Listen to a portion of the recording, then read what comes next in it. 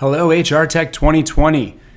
We are Moovila. I'm Jason Seiden, Chief Marketing Officer, and we are here to talk about 96% of HR managers not knowing how to manage a project and how to fix that, because it is a massive problem. Let's dive right in. I've got a love note for you. Dear HR, I love you. You're in crisis. I talk to a lot of companies about how they manage projects. The tool that I hear about more than anything else that companies use to manage even their most complex projects is a Gantt chart. The problem is that the Gantt chart's over 100 years old. These companies, and maybe you too, are trying to solve problems of 2020 sophistication and complexity with a tool from 1912, when the world looked a lot different. And there's a problem when you use tools that are not up to the complexity of the problem that you're applying them to. And to illustrate that point, I want to take you back to 1962. And that's the year that NASA lost the $80 million Mariner 1 rocket. It took off, and just shy of 5 minutes after takeoff, it blew up. And when NASA did the postmortem, they discovered it did not blow up because their engineers weren't smart enough. It did not blow up because people didn't work hard enough. And it did not blow up because of any cost-cutting measures that led to shortcuts. It blew up because of a hyphen that was missing from the code. This became affectionately referred to as the most expensive typo in humankind history. A hyphen missing from the code, rocket goes boom, $80 million lost.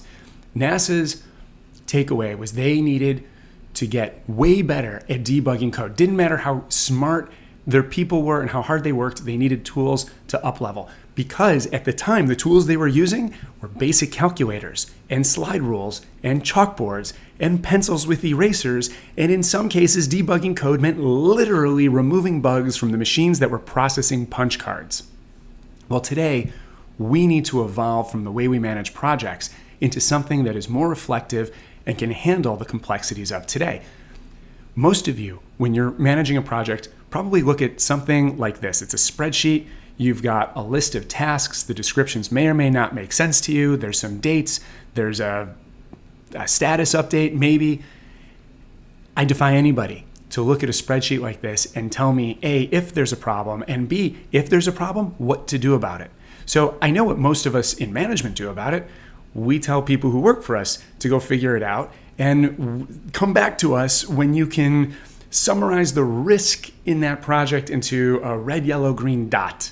And we sit back and we look at our portfolio of projects and that portfolio of red, green, and yellow dots, and that's how we take care of this. Except there's a problem even with that.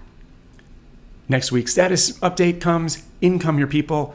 They've got all their green, green, green, and you look right past your own process. You don't even look at the colors, you look at the people bringing them to you. And you say to yourself, Einstein, smarty pants, knows what he's doing, I trust the green. Blue Steel over there, not so much. I rue the day I didn't fight hard enough for extra headcount budget. I can't believe I have him in charge of anything. I definitely need to look into that green. I don't trust it. This woman in the middle, I don't know her. I know we hire really smart people. I know we hired her because she's got some really good chops and did some great stuff in the past, but I haven't seen it myself. So she's saying it's green. I'm really hoping it's green, but I still have to spend some time there myself. So we have a process that we're ignoring. We have people who are relying on intelligence to evaluate their work and give us their impressions of what they think, which we then second guess. And oh wait, it gets worse. There are fewer than 1 million people in the world that have the certification to be able to look at one of those spreadsheets and build it and read it in a way that lets them actually objectively know that red, yellow, green answer. We've got 24 million managers in the United States. The ratio is just off. You're 24 times more likely to have somebody who can build trust and build a team than build a project plan. So you completely can't trust those. Even if you have smart people, you can't trust the red, yellow, green that they're giving you because they don't have the skills, most likely, and because they definitely don't have the tools, even if they have the skills, to do the work you need them to do. Now, kudos to us for muddling through this for the last 100 years, striving valiantly against the odds to do our best with these projects and dealing with the inevitable fire drills that constantly hit us going home with the stress of knowing we've got problems buried in our organization and hoping we get to them before they get to us. But we don't have to deal with that anymore. The future has actually arrived. I'd like to introduce you to Carmen, the first AI project management analyst and coach. With Carmen, you can actually score your projects. You can replace those subjective evaluations with an objective measure of how executable is this project plan as it's built. You can use Carmen to go find and fix problems. And you can use Carmen to continually find and fix problems at a pace that no human could actually do, right? Even if I had the skills to be able to track a change through a project plan, if I'm looking at a project plan with 500 line items, and by the way, I've got like 6 of these in my portfolio, and you're giving me a change order, do I have time? Do I have hours in the day to actually do that? Maybe, probably not given the level, the pace at which work happens. But with an AI assistant, I click a button and it's done for me. So the good news is, even though this is a crisis, right? Because this future is not coming in 5 years or 10 years or 6 months. This future is actually here today, which means if you don't do it, you're taking on an unacceptable level of risk relative to your peers and competitors who do it. But the good news is it's been done before. There is precedent for this. This is a room full of CPAs from the 1950s. This is what an accounting department used to look like. This is not what an accounting department looks like anymore, because we had this little tool that got invented called TurboTax. And obviously, there are other versions of TurboTax that work at an enterprise level, but the gist is the exact same, that what we experience as individuals and what companies experience, pretty much the same. And that is, I as an individual, I'm not a CPA.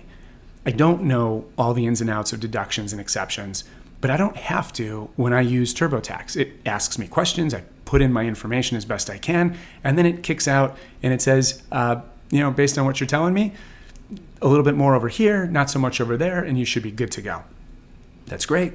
And then I can leverage a CPA to do more sophisticated financial planning for wealth growth and wealth management. And in companies, it's the same thing. You don't need a room like this with pencils and papers to just do your taxes. That's done largely through software that double checks, makes sure the ledgers are all balanced, and kicks out exception reports when there's a problem. And then you can have your sophisticated financial people solving sophisticated financial problems to help generate wealth building opportunities for the business.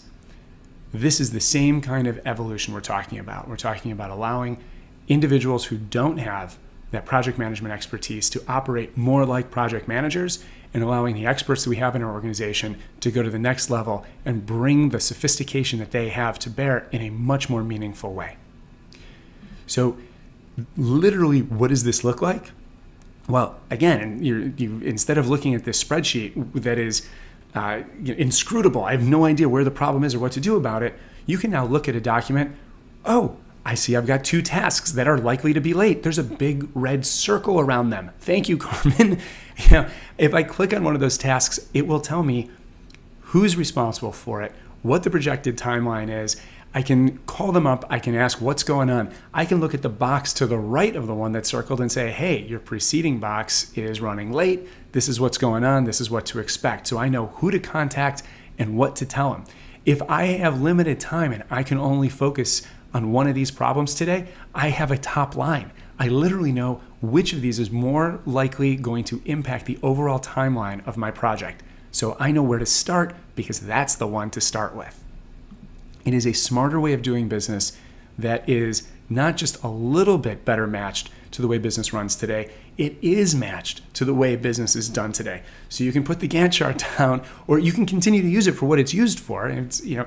But you can add to it a tool to handle all of the stuff that a Gantt chart can't handle, because it was invented in 1912 and a lot of stuff has come up that it never anticipated having to solve. So all of those hidden preventable risks in your organization, the ones that you know are there, you just don't have the hours in the day or the people to go find them, that you cross your fingers and hope they don't blow up on you, you can actually find them. You can ferret them out. You can get rid of them. You can deal with them because you now have a way to objectively measure your projects. And when you hit on something that doesn't work objectively, okay, that is where I need to go look. You don't have to worry about whether or not you've got Zoolander or Einstein on it. Everybody comes to the table using a process that they can trust. And if you're thinking, all right, you know what? Sounds good. I want to see how this plays out.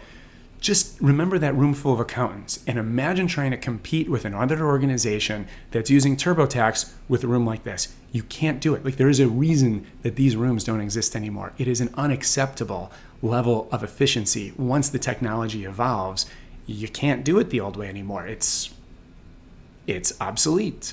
So what do you do now? Well, if you're sitting there kind of freaking out that, yep, this is you've got those Gantt charts and it's time to evolve, come to moovila.com/HRTech2020, sign up for early access to get Carmen to start scoring and reviewing your projects. If you're thinking, all right, this is a good start, but it's just a few minutes, I want to hear a little bit more, come to moovila.com/CarmenWebinar and sign up to join our next webinar about how work is evolving and what we're doing to solve it. And I'll leave you with this. I started with a love letter, and let me go back to that. HR, yep, when change happens this fast and this big, it can put you into crisis. And yes, HR from time to time has been accused as a field for a little bit of foot dragging. However, some of the most forward-thinking, transformational leaders I have ever had the pleasure of working with are also at HR. I've met many of them at this conference. I wouldn't be surprised if some of them are listening to this right now. And so to you, I say, welcome to the future. You own this.